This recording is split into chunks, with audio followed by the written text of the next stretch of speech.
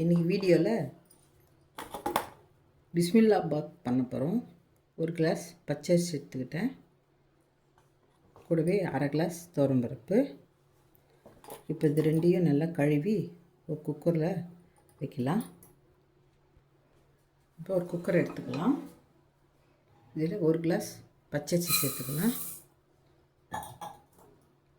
அரை கிளாஸ் துவரம்பருப்பு. இது நல்லா கழுவி 2 முறை நல்லா கை போட்டு கழுவி எடுத்து வந்துக்கலாம்.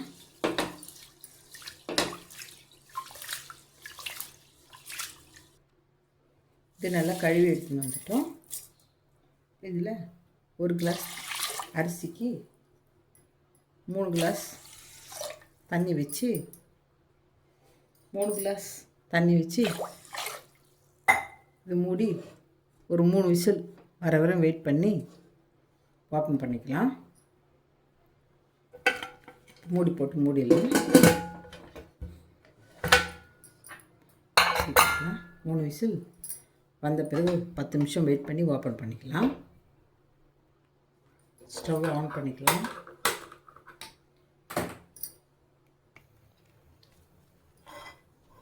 பிஸ்மில்லா பாத்துக்கு நம்ம சில பொருள்லாம் வறுத்துக்கலாம். சீரகம் 1 ஸ்பூனு, கடுகு 1 ஸ்பூனு, உளுத்தம்பருப்பு 1 ஸ்பூனு, கடலைப்பருப்பு 1 ஸ்பூனு,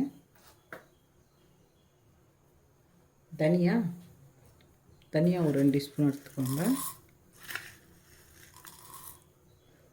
இது கூட வரமிளகா ஒரு 4 வரமிளகா எடுத்துக்கலாம்.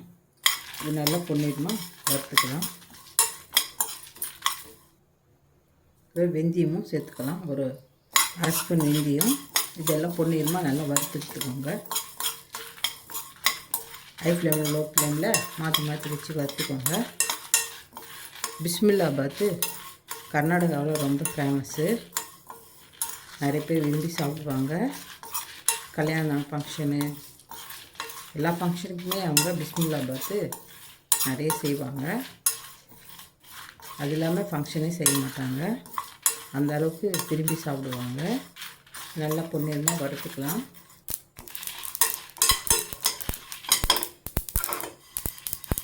கடுகு, தனியா, கடலைப்பருப்பு, உளுத்தம்பருப்பு எல்லாம் நல்லா வறுத்துட்டு போச்சு. சைடில் குக்கரும் 2 விசில் வந்துடுச்சு. இது நல்லா வறுப்பட்டு போச்சு.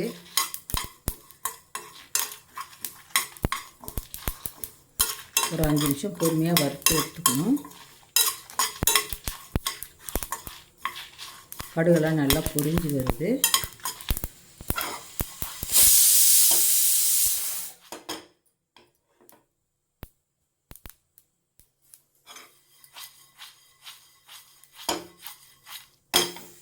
நல்லா பொரிஞ்சிருச்சு. இப்போ இதை பக்கமாக வச்சிடலாம். ஸ்டவ் ஆன் பண்ணிக்கலாம். தேவையான ஆயில் சேர்த்துக்கலாம்.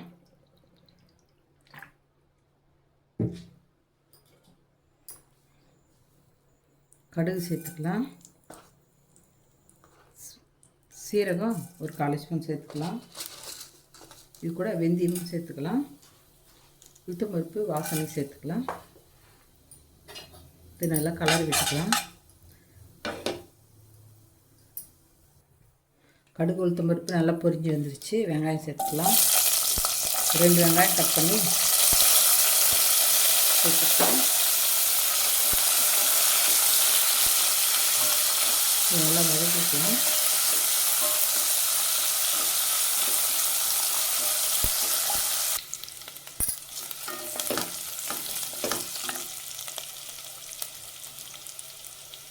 இது கூட கருவேப்பிலை சேர்த்துக்கலாம்.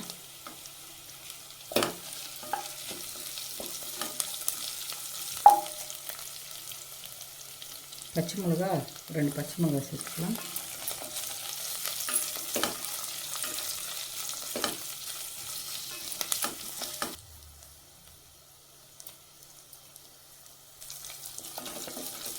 வெங்காயம் தக்காளி வதங்கி வருது.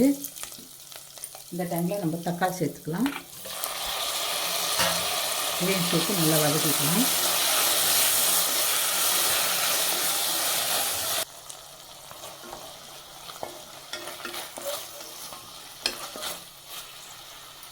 தக்காளி வெங்காயம் வதங்கி வர்றதுக்கு கொஞ்சமாக உப்பு சேர்த்துக்கலாம்.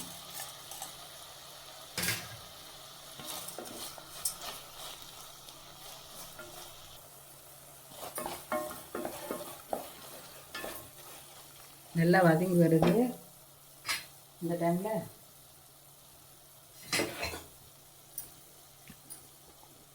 கட் பண்ணி வச்சு காயெல்லாம் சேர்த்து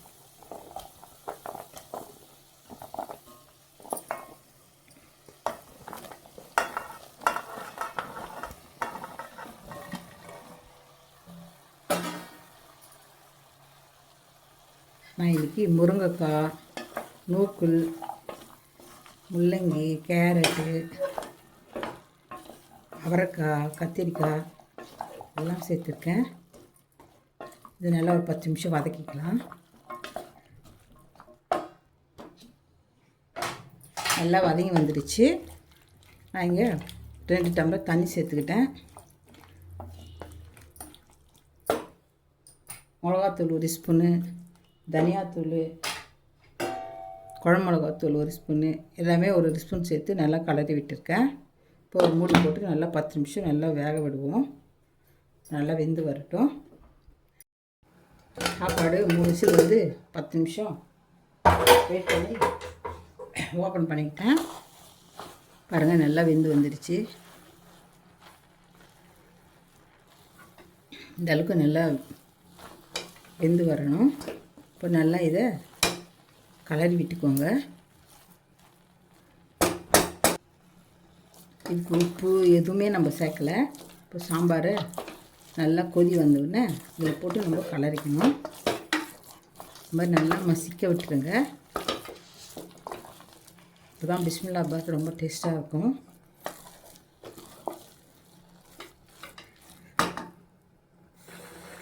சாம்பார் நல்லா வெந்து வந்துடுச்சு. இந்த டைமில் இதில் சேர்த்துக்கலாம்.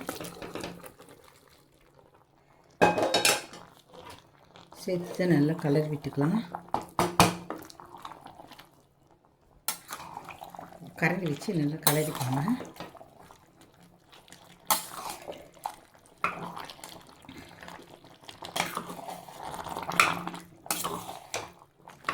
ஸ்டவ் ஆன் பண்ணிக்கோங்க.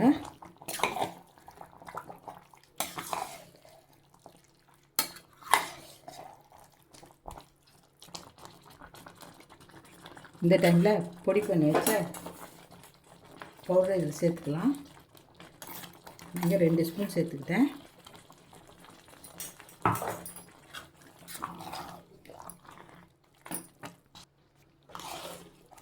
இங்கே இன்னும் கொஞ்சம் தண்ணி கூட சேர்த்துக்கலாம். நல்லா தண்ணி கொதிக்க வச்சு இதில் சேர்த்து நல்லா கலரிக்கலாம்.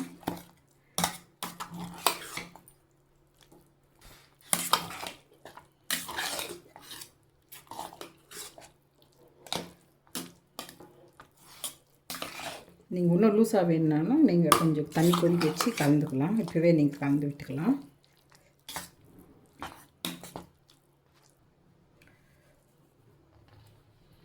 கொத்தமல்லி சேர்த்துக்கலாம். பிஸ்மில்லாபாத் ரெடி ஆகிடுச்சு. 1 கிளாஸ் தான் டம்ளர் அரிசி போட்டேன். அவ்வளோ குக்கர் நிறைய வந்துருக்கு பாருங்கள். இதே 5-6 பேர் சாப்பிட்லாம். இது ஒரு பிளேட்டில் சர்விங் பண்ணிடலாம். ஸ்டவ் ஆஃப் பண்ணிடலாம்.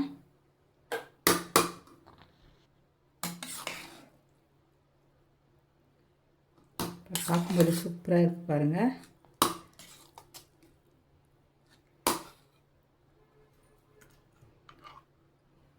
நெய் ஒரு 2 ஸ்பூன் சேர்த்துக்கலாம்.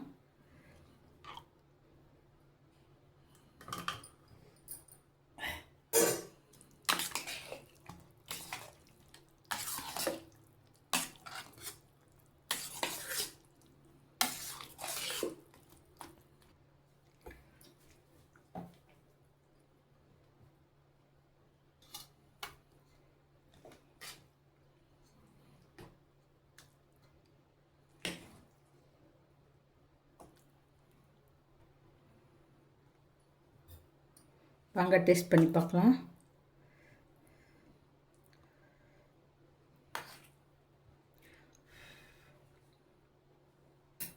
டேஸ்ட் சூப்பராக இருக்குது.